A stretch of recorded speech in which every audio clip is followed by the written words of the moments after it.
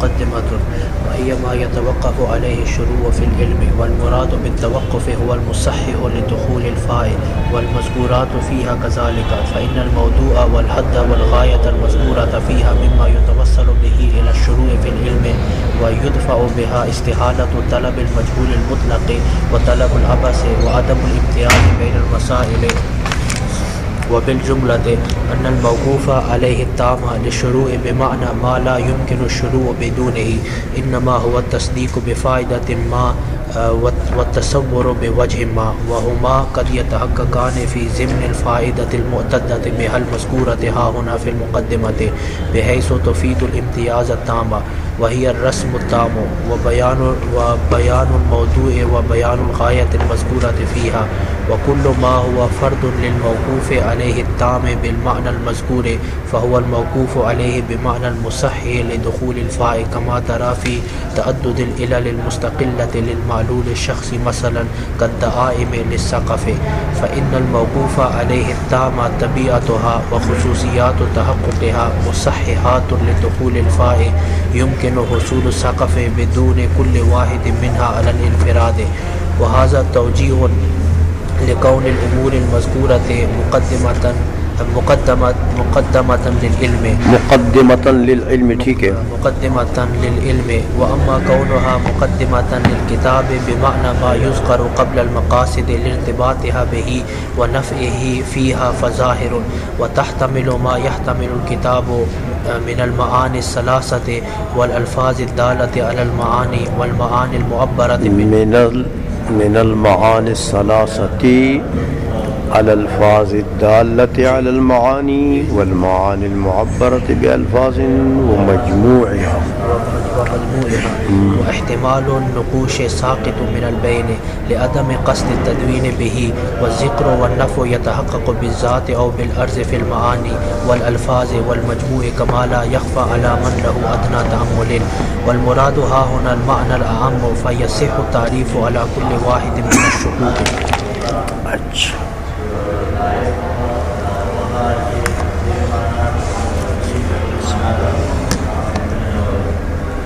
اب یہ مقدمہ جو ہے وہ شروع کر رہے ہیں، تو علامہ بہاری نے مقدمتن کا لفظ کہہ دیا، مقدمتن، تو دو تین چیزیں ہیں یہاں پر، ملا حسن ان کی وضاحت کریں گے۔ ایک تو یہ کہ مقدمہ کی دو قسمیں ہیں، ایک ہوتا ہے مقدمۃ العلم، دوسرا ہوتا ہے مقدمۃ الکتاب۔ تو آپ کو یہ بتائیں گے ملا حسن کہ یہ اگر مقدمۃ العلم تو پھر اس کا کیا معنی ہے، کیا ماحول المراد ہے، اور اگر یہ مقدمۃ الکتاب ہو تو پھر کیا معنی؟ احتمال تو یہاں دونوں ہے کہ ہو سکتا ہے یہ مقدمۃ الکتاب ہو، یہ ہو سکتا ہے یہ مقدمۃ العلم ہو، لیکن معانی پھر الگ الگ ہوں گے۔ آئی سمجھ میں؟ دوسرا یہ بتائیں گے کہ اگر مقدمۃ العلم بن جائے تو مقدمۃ العلم کا جو حقیقی معنی ہے اس کے اوپر اعتراض ہوتا ہے، تو اس اعتراض کا جواب دیں گے، اس میں تھوڑی سی تفصیل ہے۔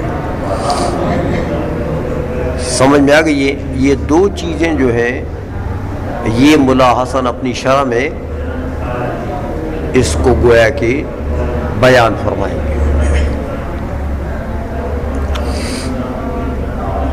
اس لیے کہتے ہیں کہ بھائی مقدمہ کا لغوی معنی تو آپ پہلے جان چکے ہیں، یہ جو پہلے بتایا اس نے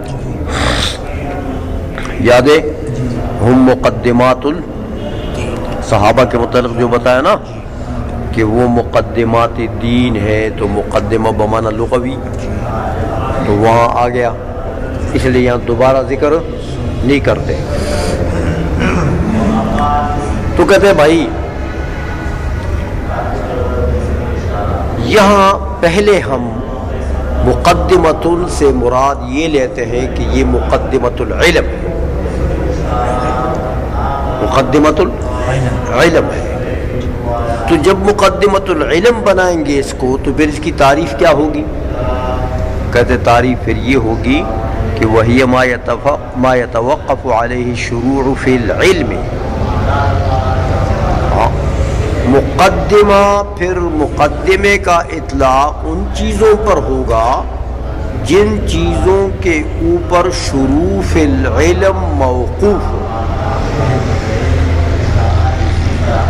شروع فی العلم موقوف ہو، اور وہ چیزیں اس شروع فی العلم کے لیے موقوف علیہ بنے۔ کیا بنے؟ موقوف علیہ بنے۔ تو جو چیزیں شروع فی العلم کے لیے موقوف علیہ بنے، مقدمہ ان چیزوں کے مجموعے کا نام ہوگا۔ آئی سمجھ میں؟ اچھا، اب ایک اعتراض ہوتا ہے یہاں پر اس تعریف کے بعد کہ جب مقدمۃ العلم کی تم نے یہ تعریف کر دی کہ شروع فی العلم کے لیے جو چیزیں موقوف علیہ بنے اس کو مقدمہ کہتے ہیں، تو دیکھو ماتن نے تو مقدمۃ العلم میں 3 چیزوں کا ذکر کیا ہے۔ ایک منطق کی تعریف ہے، علم کی تعریف، دوسری غرض و غایت ہے، اور تیسری موضوع۔ ان 3 چیزوں کا ذکر ہے۔ تو پھر اگر یہ تعریف ہے تو اس کا تو مطلب یہ ہوگا کہ ان 3 چیزوں کے اوپر منطق میں شروع موقوف ہے۔ یہ 3 چیزیں شروع فی العلم کے لیے کیا ہیں؟ موقوف علیہ، موقوف علیہ۔ تو موقوف علیہ کس کو کہتے ہیں؟ لولاه لم تنع، یعنی لولا الموقوف علیہ لم تنع الموقوف۔ اگر موقوف علیہ نہ ہو تو موقوف کا وجود ممتنع ہوتا ہے۔ تو شروع فی العلم کو تم نے موقوف کر دیا اس مقدمے پر، یعنی ان 3 چیزوں پر، تو اس کا تو مطلب یہ ہوا کہ اگر یہ 3 چیزیں نہ ہو نا تو پھر منطق میں شروع ہونا کیا ہے؟ ممتنع۔ حالانکہ یہ ٹھیک ہے، یہ تو غلط ہے۔ شروع فی العلم جو ہے منطق میں شروع تو ان 3 چیزوں کے بغیر بھی ہو سکتا ہے، کوئی ممتنع نہیں ہے۔ تو یہ ما یتوقف علیہ شروع فی العلم، یہ جو تم نے تعریف کی ہے یہ تو تعریف پھر ٹھیک نہ ہوئی، کیونکہ ان 3 چیزوں کے اوپر تو شروع فی العلم موقوف نہیں ہے۔ تو اس کا جواب دیتے ہیں، کہتے ہیں والمراد بالتوقف هو المصحح لدخول الفاء۔ ما یتوقف میں جو توقف ہے، اس توقف سے کون سا توقف مراد ہے؟ وہ بمانا لولاه لم تنع نہیں، بلکہ توقف بمانا مصحح لدخول الفاء۔ مصحح لدخول الفاء کون سا ہوتا ہے؟ کہ لو وجد فوجد، لو وجد تو ایک فا داخل ہو گئی، فوجد۔ اگر یہ ایک چیز پائی جائے تو وہ دوسری بھی پائی جائے۔ یہ مطلب نہیں ہے کہ اگر وہ نہ ہو تو یہ بھی نہ ہو، یہ دوسری جز نہیں داخل۔ سمجھ میں آ گئی یہ؟ لو وجد فوجد، تو ٹھیک ہے بھائی، تعریف پائی گئی، غرض و غایت پائی گئی، موضوع پایا گیا، تو فوجد شروع فی العلم بھی پایا جائے۔ آئی سمجھ میں؟ مصحح لدخول الفا یہ توقف کا معنی ہے. آئیشہ میں اچھا کہتے ہیں والمذکورات فیہا کذالک، اس مقدمہ میں جو تین چیزوں کا ذکر ہے وہ ایسے ہی ہے، یعنی تعریف، علم کی تعریف، علم کا موضوع، غرض و غایت وہ ایسے ہی ہیں کہ وہ پائے جائیں گے تو شروع فی علم پائے جائیں. فإن الموضوع، دیکھو کن چیزوں کا ذکر ہے یہاں پر؟ موضوع کا ذکر ہے. ہاں والحد، حد کا ذکر ہے یعنی تعریف. والغایت، غایت کا ذکر ہے، غرض و غایت کا، تینوں کا. المذکورۃ فیہا، جو یہ تینوں اس مقدمے میں مذکور ہیں، تو یہ تینوں کیا چیزیں؟ فما یتوسل بہ الی الشروع فی العلم، یہ تو شروع فی العلم کے لیے وسیلہ ہے، شروع فی العلم کے لیے وسیلہ ہیں. اور دیکھو ان کا فائدہ کیا ہوتا ہے ابتدا میں ذکر کرنا، یعنی ینبغی ان یذکر فی الابتداء، ان چیزوں کو ابتدا میں ذکر کرنا لائق شان ہے، اچھا ہے. کیوں کہ ان کا فائدہ ہے. فائدہ کیا؟ دیکھو کہ جب تم نے تعریف کر علم کی تو مجہول مطلق کے طلب سے تمہاری جان چھوٹ گئی. مجہول مطلق کا طلب لازم نہیں ہے نا تم پر. جب تعریف پہچان لی تو چیز کو تو پہچان لیا. عائشہ میں اچھا، اور جب تم نے اس کی غرض و غایت کو پہچان لیا، ذکر ہو گیا، تو طلب عبث سے جان چھوٹ گئی. اب کسی عبث چیز کے پیچھے تو تم نہیں لگے ہو، کسی عبث کام میں تو زندگی برباد نہیں کر رہے ہو، بلکہ اس کی غرض اور اس کا فائدہ تمہیں معلوم ہے کہ میں نے یہ کام کرنا ہے، مشقت اٹھانی ہے، یہ علم حاصل کرنا ہے، اس سے غرض یہ ہے، اس کا فائدہ مجھے یہ ہوگا، اس لیے یہ کام کر رہا ہوں. تو طلب عبث سے بھی. اور جب موضوع کا علم آ گیا، موضوع کا ذکر ہو گیا، ہاں تو دیکھو اگر فن کا موضوع تم نہیں جانتے ہو تو فن کے مسائل کو بھی نہیں جان سکتے ہو، کیونکہ فن کے مسائل تو موضوع کے عوارض ذاتیہ ہوتے ہیں. تو جب موضوع نہیں جانتے ہو تو عوارض ذاتیہ کو کیا جانو گے؟ تو ایک فن کے مسائل دوسرے فن کے مسائل سے مشتبہ ہوں، پتہ نہیں لگے گا یار یہ کس کے مسائل. سمجھائیے. تو جب تم نے موضوع پہچان لیا تو امتیاز بین المسائل ہاں آگے، اور امتیاز بین العلوم ہو گیا. تو دیکھو یہ تینوں چیزوں کے ذکر کرنے کا فائدہ ہے. ما ینبغی ان یذکر فی الابتداء. سمجھائیے. اچھا مفید تو ہے ان کا ذکر، تو بمانا لولا لم تنع نہیں بلکہ بمانا مصحح لدخول الفا. آئی سمجھ میں؟ وبالجملۃ سے اب ایک بہترین بات فرماتے ہیں.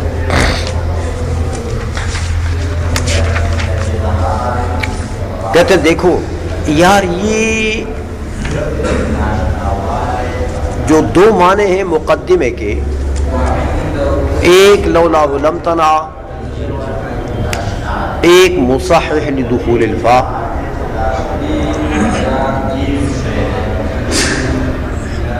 باعتبار مصداق ان میں کیا فرق ہے؟ باعتبار مفہوم نہیں، مفہوم کے اعتبار سے تو ظاہر ہے ہر ایک کا مفہوم الگ ہے، لیکن باعتبار مصداق کیا فرق ہے ان میں کہ کہاں کہاں لولاہ لم تنع صادق آتا ہے اور کہاں کہاں مساحل دخول الفا صادق آتا ہے. تو باعتبار مصداق فرق بتاتے ہیں. باعتبار مفہوم تو واضح ہے بالکل، ہر ایک کا مفہوم الگ ہے. تو کہتے دیکھو ایک ہوتا ہے موقوف علیہ تام، موقوف علیہ تام. موقوف علیہ تام کا معنی یہ ہے کہ چاہے جتنی چیزیں ہیں نا،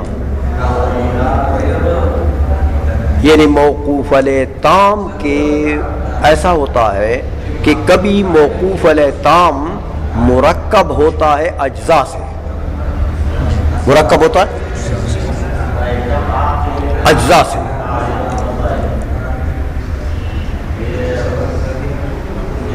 تو یہ بھی موقوف علیہ ناقص ہے، یہ بھی موقوف علیہ ناقص ہے، یہ بھی موقوف علیہ ناقص ہے. فرض کرو یہ موقوف علیہ کے لیے شرط ہے، یہ اور شرط ہے، یہ اور شرط ہے، یہ اور شرط ہے، یہ اور شرط ہے. یہ موقوف علیہ کے لیے سبب ہے، یہ اور سبب ہے، یہ اور سبب ہے. تو موقوف علیہ تام جو ہے اس کے یہ اجزاء ہے. یہ جو موقوف علیہ کے لیے، موقوف علیہ کے وجود کے لیے جو چیز ضروری ہے، موقوف علیہ کا وجود ان چیزوں کے بغیر نہیں ہو سکتا، اس کو کیا کہتے ہیں؟ موقوف علیہ تام. تو یہ موقوف علیہ تام جو ہے کبھی ایسا ہوتا ہے کہ وہ مرکب ہوتا ہے متعدد اشیاء سے، مثلا شرائط سے، مثلا اسباب سے، مثلا علل ناقصہ سے، علل ناقصہ سے. تو ان سب کو اکٹھا کر کے مجموعہ کر کے اس کو کیا کہیں گے؟ موقوف علیہ تام. کیا کہیں گے؟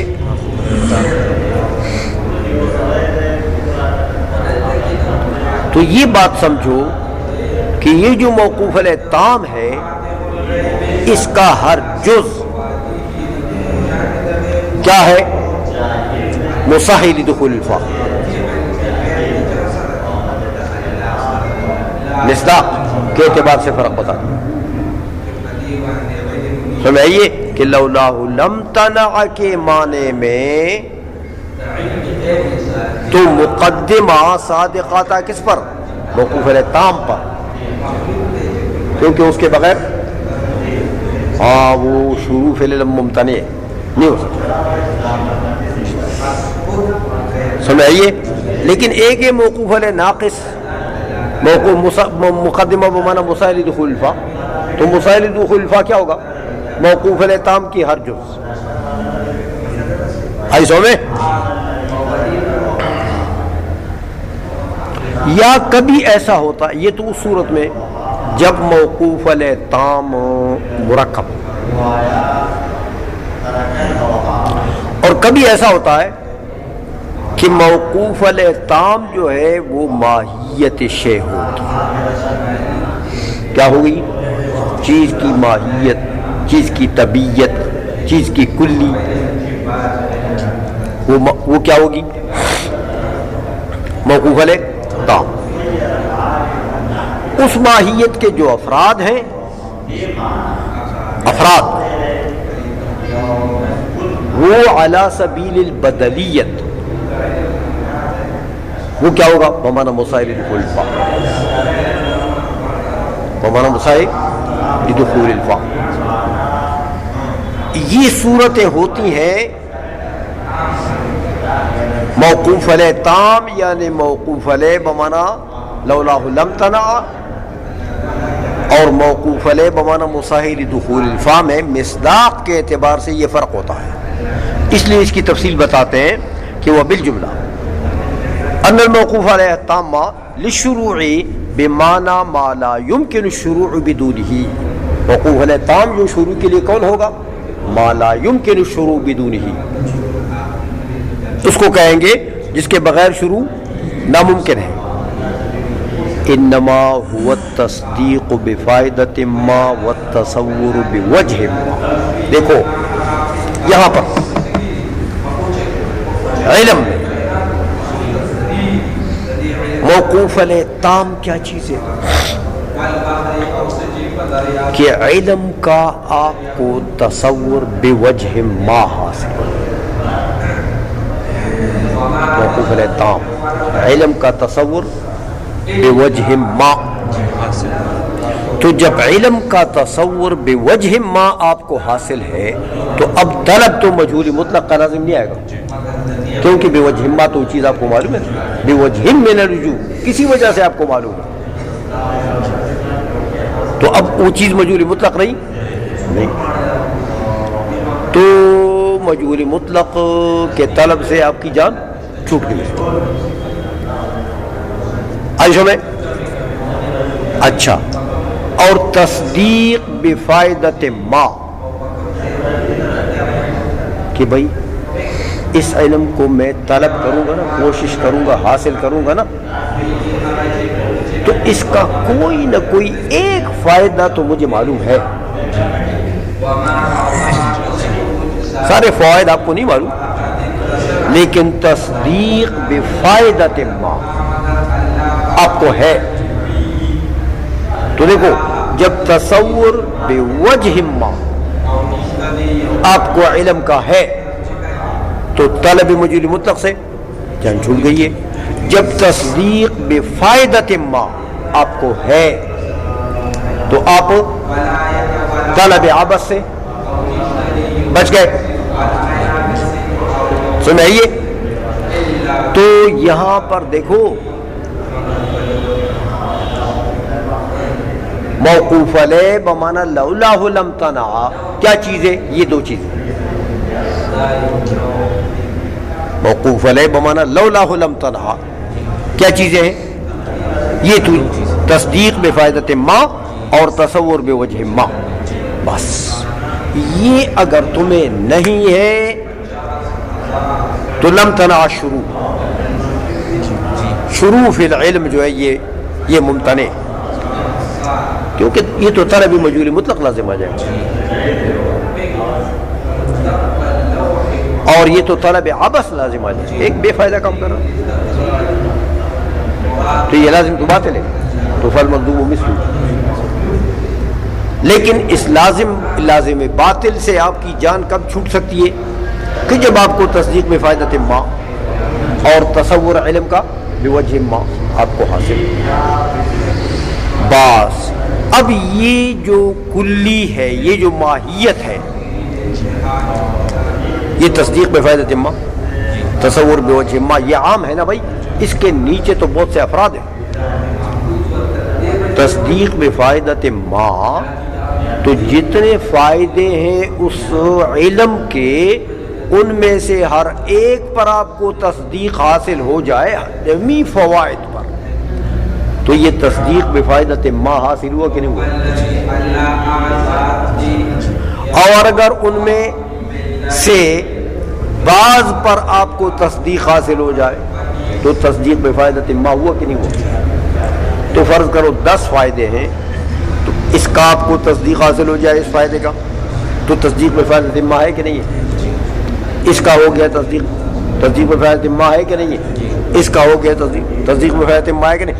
تو مطلب یہ کہ تصدیق بفائدت ما جو ہے یہ ایک کلی ہے، اس کے نیچے افراد ہیں بہت، تو کلی اپنے تمام افراد کے ضمن میں متحقق ہوتی ہے، تو لہذا بجمیع الفوائد اگر آپ کو تصدیق حاصل ہو جائے، جب بھی تصدیق بفائدت ما حاصل ہوگی، ببعض الفوائد اگر تصدیق حاصل ہو جائے، جب بھی تصدیق بفائدت ما حاصل ہو گیا، اسی طرح تصور بوجہ ما یہ بھی کلی ہے، اس کے جتنے وجوہ ہیں ہاں ان میں سے بعض وجوہ کا تصور آپ کو آ جائے، تصور بالکنہ آ جائے، تصور بوجہ ہی آ جائے، بالوجہ آ جائے، بالکنہ ہی آ جائے، تو ایک ایک اگر آئے گا تو بھی تصور بوجہ ما ہے، اور اگر سارے حاصل ہو جائیں تو بھی تصور بوجہ ما، تو بوجہ ما کے نیچے افراد ہیں، تصور بوجہ ما کے نیچے، تو دیکھو تصور تام جس چیز سے حاصل ہو علم کا، وہ کیا چیز ہے؟ وہ اس کی حد ہے. کیا چیز ہے؟ اس کی حد ہے. تو اگر آپ نے تعریف کر دی بطریقہ حد تو وہ تصور بے وجہ ما اس کے ضمن میں پایا جائے گا کہ نہیں پایا جائے گا؟ پایا جائے گا. لیکن تصور بے وجہ ما کے لیے تو اور بھی افراد ہیں، بالوجہ، بے وجہ، بے کنہی ہی. صرف بالکل ہاں تو نہیں ہے نا. تو دیکھو یہ ایک تصور بے وجہ ما تو کیا تھا؟ موقوف علیہ بمانا لولاہ لم تنع، لولاہ. تو تصور بالوجہ کیا ہو گیا؟ یہ اس کا ایک فرد ہے نا. تو یہ موقوف علیہ بمانا مساہل دخول الفا. اس کے افراد کیا ہوں گے؟ بمانا مساہل دخول الفا. آئی سمجھ میں؟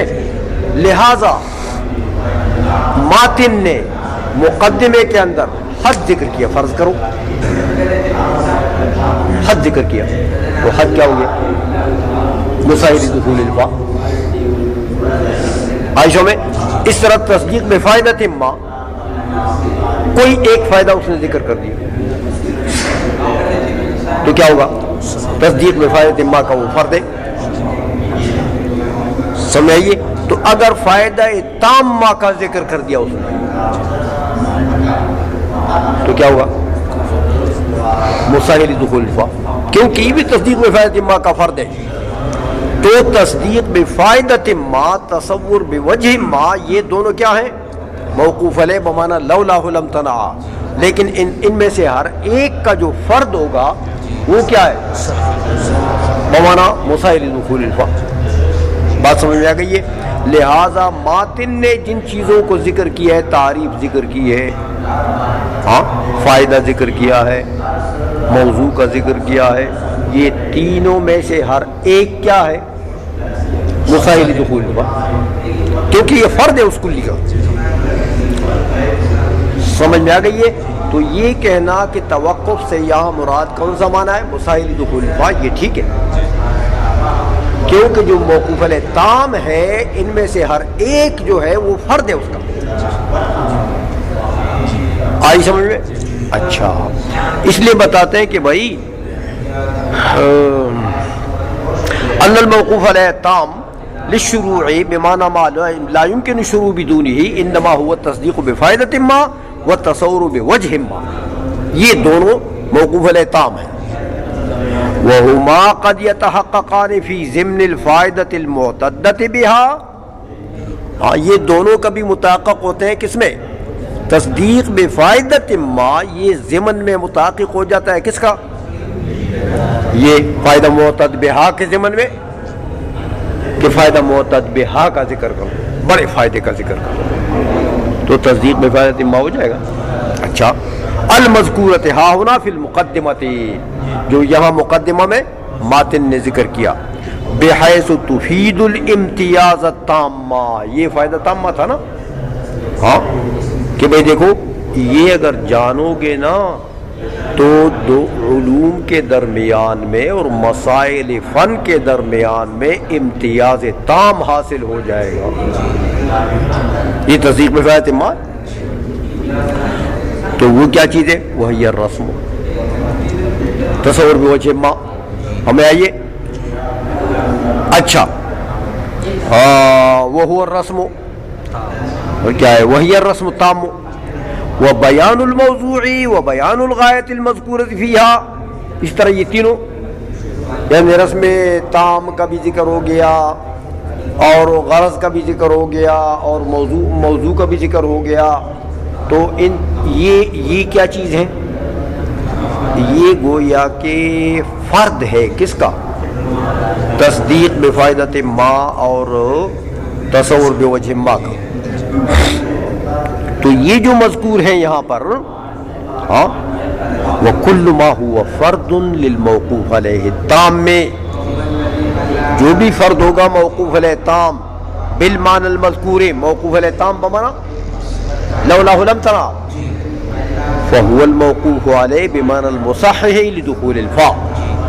تو جو فرد ہوگا موقوف علیہ تام کا وہ کیا ہوگا؟ موقوف علیہ ہوگا بمعنى مصحح لدخول الفاء. لہذا ماتن نے جو رسم موضوع اور غرض و غایت کا ذکر کیا یہ کیا بنا؟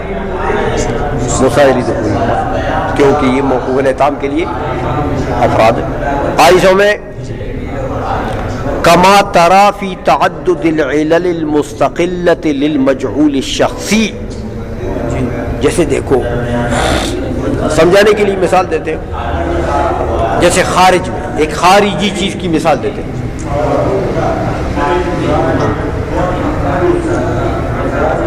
ایک معلول شخصی ہے، فرض کرو یہ بیت ہے، یہ سقف ہے، بیت کا سقف، یہ امور خارجیہ میں سے محسوسات میں سے یہ ایک معلول شخصی ہے. ہاں اس معلول شخصی کے لیے علل مستقلہ میں تعدد ہے. علل مستقلہ میں تعدد ہے. دیکھو یہ جو سقف ہے، یہ جو موجودہ جدران ہے اور پلرز ہیں، ان سے بھی یہ سقف موجود ہے. ٹھیک ہے، لیکن کیا جدران کا اور پلرز کا ان موجودہ جدران اور پلرز میں حصر ہے اور افراد نہیں ہو سکتے؟ اور دیواریں بھی ہو سکتی، ان دیواروں کو ہٹاؤ، ان کی جگہ پر وہ لاؤ کھڑا کرو، اور جزی لاؤ، پلر کو ہٹاؤ اور پلر لگاؤ، تو سقف تو پھر بھی موجود رہے گا. سمجھ میں آئیے؟ جیسے کہتے ہیں کہ دیکھو للمجهول شخص مثلا کالدعائم، ہاں کالدعائم للسقف، جیسے ستون ہے سقف کے لیے. امر خارجی سے مثال دیتے ہیں سمجھانے کے لیے. عائشہ میں کالدعائم للشخص، یہ بیچ میں کوئی عائم لکھا ہوا ہے، ایک پتہ نہیں کیا چیز ہے تمہارے پاس؟ کالدعائم عائم للسقف لکھا ہوا ہے ادھر. اچھا خیر اس کو کاٹ لو پھر. دیکھو کہتے ہیں اصل میں ایک سقف کے لیے موقوف علیہ تام ہے اور ایک اس موقوف علیہ تام کے افراد ہیں. سمجھانے کے لیے موقوف علیہ تام سقف کے لیے کیا چیز ہے؟ طبیعت الدعامہ،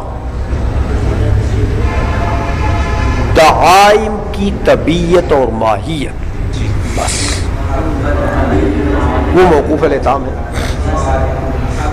اب اس طبیعت اور ماہیت کے نیچے افراد ہیں نا، یہ دعامہ بھی ہے، وہ بھی ہے، وہ بھی ہے، وہ بھی ہے، وہ تو ہزاروں کروڑوں ہو.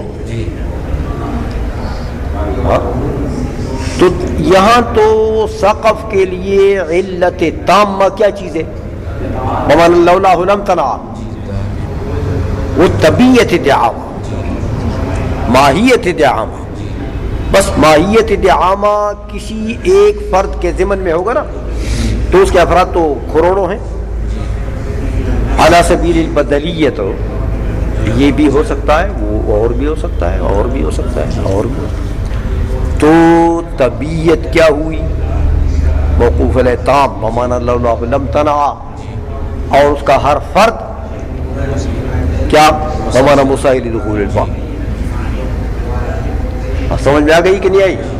ہاں اس لیے کہتے ہیں فإن الموقوف علیہ التامہ طبیعتها، موقوف علیہ تام سقف کے لیے کیا چیز ہے؟ ماہیت دعامہ، ماہیت. وخصوصیاتها وخصوصیات تحققها، اور اس ماہیت کے تحقق کی خصوصیات یعنی خاص افراد، یہ کیا ہے؟ مصححات لدخول الفاء، یہ ہر ایک دعامہ جو ہے یہ کیا ہے؟ مصحح لدخول الفاء. تو موقوف علیہ تو ہے لیکن بمعنی مصحح لدخول الفاء. يمكن حصول السقف بدون كل واحد منها على الانفراد. سمجھائی کہ ہر سقف، اس سقف کے اوپر کیا وجود موقوف ہے؟ اور اس پلر کے اوپر کیا وجود موقوف ہے سقف کا؟ نہیں، اس کے بجائے اور کھڑا کر. کیا اس پر موقوف ہے؟ نہیں، اس کے بجائے اور کھڑا کر علی سبیل البدلیت. تو ہر ایک کیا ہے؟ لو وجد فوجد، لولا لم تنع، صرف ماہیت. آئی سمجھ میں؟ اچھا، يمكن حصول السقف بدون كل واحد منها على الانفراد. اب یہ کہتے ہیں یہ جو میں نے مغز خوری کی ہے نا، اس مغز خوری سے میں نے کیا کر دیا؟ یہ بتا دیا آپ کو کہ ماتن نے ہر چیز، تین چیزوں کا ذکر کیا مقدمہ میں، تو وہ مقدمۃ الکتاب بن سکتا ہے. یہ مقدمۃ کا جو لفظ بولا ہے، یہ مقدمۃ الکتاب، یہ تین چیزیں بن سکتی ہیں. کیونکہ مقدمۃ الکتاب، ہاں مقدمہ مانی لولا لم تنع، تو شروع پر اعتراض ہوتا ہے کہ بھئی یہ تین چیزوں کے بغیر بھی شروع تو صحیح ہے، ممتنع تو نہیں ہے، تو اس کا جواب میں نے دے دیا. سمجھ آئیے کہ بمعنی مصحح دخول الفاء، ہر ایک کیا ہے؟ مصحح دخول الفاء. تو یہ تو میں نے تحقیق کر لی اس بات کی کہ یہ مقدمتن جو ہے یہ مقدمۃ العلم بن سکتا ہے. اس لیے کہتے ہیں دیکھو کہ وہذا توجیہ لکون الامور المذکورۃ مقدمۃ للعلم. یہ تو میں نے توجیہ کر دی کہ یہ جو اشیاء مذکورہ ہے نا مقدمہ میں، یہ تعریف اور غرض و غایت اور موضوع، یہ مقدمۃ العلم بن سکتا ہے بمعنی مصحح لدخول الفاء. آئی سمجھ میں؟ اچھا، اب یہ کہ اگر اس مقدمتن کو ہم مقدمۃ العلم بنائیں، مقدمۃ الکتاب بنائیں گے، تو اس کی توجیہ پھر یہ ہے. اس لیے کہتے ہیں دیکھو وَأَمَّا كَوْنُهَا مُقَدِّمَةً لِلْكِتَابِ، تو مقدمۃ الکتاب کا پھر معنی کیا، تعریف کیا ہوتی ہے؟ اس کی تعریف پھر کہتے ہیں ما یذکر قبل المقاصد لارتباطها به ونفعه فيها. یہ تعریف ہے مقدمۃ الکتاب کی. ما یذکر قبل المقاصد، جو کتاب میں مقاصد ہے نا، مسائل مقصودہ، ان سے پہلے جن چیزوں کا ذکر ہو جائے، ان سے پہلے کا ذکر ہو جائے. کیوں ہوتا ہے بھائی ان سے پہلے؟ قتل ارتباطها به، کہ ان مقاصد کا ربط ہوتا ہے اس ما یذکر قبل سے. یہ جو ما یذکر قبل ہے نا مقاصد کا، ان سے ربط ہوتا ہے، اور یہ مقاصد میں فائدہ دیتے ہیں. ان کو ذکر کرو گے نا، تو ان کا ذکر مقاصد میں آپ کو فائدہ دے گا. اس مقصد کے لیے گویا کہ مقصودی مسائل سے پہلے جن اشیاء کا ذکر ہو جائے، لیکن وہ اس طریقے سے ہو کہ مقاصد کا ان سے ربط ہو اور یہ مقاصد میں مفید ہو. تو بس یہ جو ما یذکر قبل المقاصد، اس کو کیا کہتے ہیں؟ مقدمۃ الکتاب. آئی سمجھ میں؟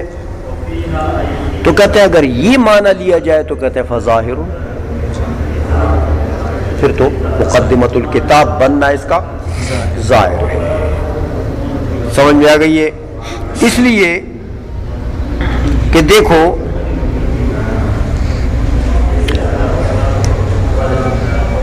یہ جو تعریف ہو گئی ہے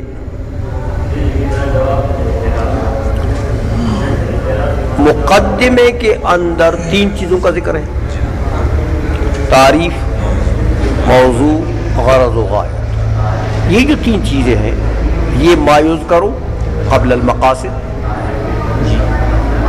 علامہ بہاری نے سلم میں، اگر اس کو کتاب مقدمۃ السلم بنائیں گے تو سلم میں علامہ بہاری نے مقاصد کا ذکر کیا، یعنی منطق کے مسائل کا. تو منطق کے مسائل سے ان تین چیزوں کو پہلے ذکر کر دیا. کیوں ذکر کیا؟ اس لیے کہ مقاصد کا ان سے ربط ہے.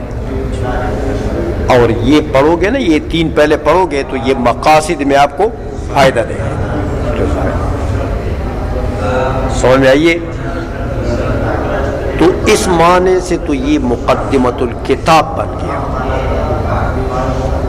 سمجھ آ گئی بات ہو؟ تو مطلب ہے کہ مقدمتن میں دو احتمال ہیں، دونوں ٹھیک ہیں. مقدمۃ العلم بھی بن سکتا ہے، کتاب بھی بن سکتا ہے. اب جب مقدمۃ الکتاب بنائیں گے تو یہ مقدمۃ الکتاب جو ہے یہ کتاب کے لیے جز بن گیا. کتاب کے لیے تو کہتے ہیں اب دیکھو کتاب میں یہاں جتنے احتمالات ہوں گے وہی سارے احتمالات مقدمہ میں بھی ہوں گے. تو کتاب میں کل احتمالات کتنے ہیں؟ 7. ہاں کہ کتاب عبارت ہو کس سے؟ الفاظ سے، صرف معانی سے، صرف نقوش سے. 3 ہو گئے، 2 کے مجموعے سے، 3 کے مجموعے سے. یہ 7 احتمالات کتاب میں ہیں. تو کہتے ہیں یہی 7 احتمالات ہو مقدمے کہ مقدمہ بھی عبارت و نقوش سے یا الفاظ سے یا معانی سے یا 2 کے یا 3 کے، کیونکہ یہ اس کی جز ہے. کل میں جو احتمال و جز میں وہی ہوتے ہیں سارے. آئی سمجھ؟ تو کہتے ہیں احتمالات تو یہ سارے ہیں، ٹھیک ہے 7 ہیں. لیکن کہتے ہیں احتمال النقوش ساقط، نقوش جو ہیں یہ اکیلے ہوں یا 2 میں ہوں یا 3 میں ہوں، سب ساقط ہیں. سمجھ میں آ گئی ہے؟ تو جب نقوش ساقط ہو گئے سارے تو کتنے احتمالات ساقط ہو گئے؟ کتنے احتمالات ساقط ہو گئے؟ 4. باقی تمہارے کیا پاس کیا بچے؟ 3. کتاب عبارت و الفاظ سے محض، کتاب عبارت و معانی سے، یا کتاب عبارت و الفاظ اور معانی دونوں کے مجموعے سے. یہ 3 احتمالات باقی رہے کس میں؟ کتاب میں. تو جب کتاب میں یہ 3 ہیں تو مقدمہ میں بھی 3. اس لیے فرماتے ہیں کہ دیکھو وَتَحْتَمِلُ مَا يَحْتَمِلُ الْكِتَابُ، مقدمہ احتمال رکھے گی اس چیز کے جس کا احتمال کتاب رکھتی ہے. وہ کون سے؟ من بیان ہے اس ما کے لیے، ما يحتمل الکتاب کے لیے. وہ کیا چیزیں؟ من المعانی الثلاثۃ، جو 3 معنی ہیں. وہ 3 کیا چیزیں؟ الالفاظ الدالۃ علی المعانی 1، والمعانی المعبرۃ بالفاظ 2، ومجموعہما. کتنے ہو گئے؟ 3. یہ 3 احتمال باقی رہ گئے. باقی رہ گیا وہ نقوش والی بات جو 7 تم کہتے ہو. کہتے وہ احتمال النقوش ساقط من البین، نقوش والا احتمال تو بین سے ساقط ہے. تو اب جب نقوش والا ساقط ہو گیا تو باقی کیا بچت؟ یہ 3. یہ کیوں ساقط ہے؟ کہتے بھائی لعدم قصد التدوین بھی، کہ دیکھو نقوش یہ کتاب علامہ بہاری نے اس کتاب کی تدوین کی ہے، اس کتاب کو مدون کیا ہے. تو مقصود بالتدوین نقوش ہوتے ہیں. مصنف کا قصد اور ارادہ کس کا ہوتا ہے؟ الفاظ اور معانی کا. نقوش وہ کاغذ کالے کرنے تو مقصود نہیں ہے، تو مقصود بھی تدوین نقوش نہیں ہے، اس لیے نقوش تو سر سے گئے۔ ایک دوسری بات یہ کہ دیکھو یہ جو ما یذکر قبل المقاصد ہے، ما یذکر مقدمہ میں کیا ہوتا ہے؟ ما یذکر قبل المقاصد لارتباطها به ونفعه فيها، ہاں تو یہ ما یذکر ذکر ہوتا ہے، مقدمے کا کیا ہوتا ہے؟ ذکر، اور مقدمہ کیا کرتا ہے؟ نفع دیتا ہے۔ تو یہ نقوش دیتے ہیں، ذکر نقوش کا ہوتا ہے، نفع نقوش کا ہوتا ہے۔ تو مقدمہ میں بھی یہ احتمال نہیں ہے کہ نقوش مراد لیے جائے، کیونکہ مقدمے کی دو صفتیں ہیں یہاں پر اس کی تعریف میں، ایک ذکر ایک نفع، اور یہ دونوں چیزیں نقوش سے ان کا تعلق نہیں ہے۔ سمجھ میں آئیے؟ اس لیے کہتا ہے کہ وہ ذکر والنفع یتحقق بالذات او بالعرض فی المعانی والالفاظ والمجموع کما لا یخفی۔ سمجھ میں آ گئی ہے؟ اچھا، کما لا یخفی علی من له ادنی تأمل، آئیشہ میں تو کہتے ہیں والمراد ها هنا المعنى العام فيصح التعريف على كل واحد من الشقوق، تو یہاں پر مراد عام ہے بھائی، مراد الفاظ ہوں صرف، معانی ہوں صرف، کہ دونوں کا مجموعہ۔ سمجھ میں آئیے؟ تو بس اب کتاب جو ہے وہ چاہے الفاظ ہو چاہے معانی ہو چاہے دونوں کا مجموعہ ہو، تو مقدمہ بھی یہی ہوگا۔ تو مقدمے کی تعریف بھی انہی تین شقوق میں سے کسی بھی شق پر صحیح ہو سکتی ہے۔ اور سمجھ میں کہ ما یذکر امام المقاصد امام المقصود لارتباطها به ونفعه فيها، یہ تعریف ہے مقدمے کی، یہ تینوں شقوں میں صحیح بات ہو گئی ہے۔ تو لہٰذا مقدمۃ الکتاب بھی بن سکتا ہے، مقدمۃ العلم بھی بن سکتا ہے۔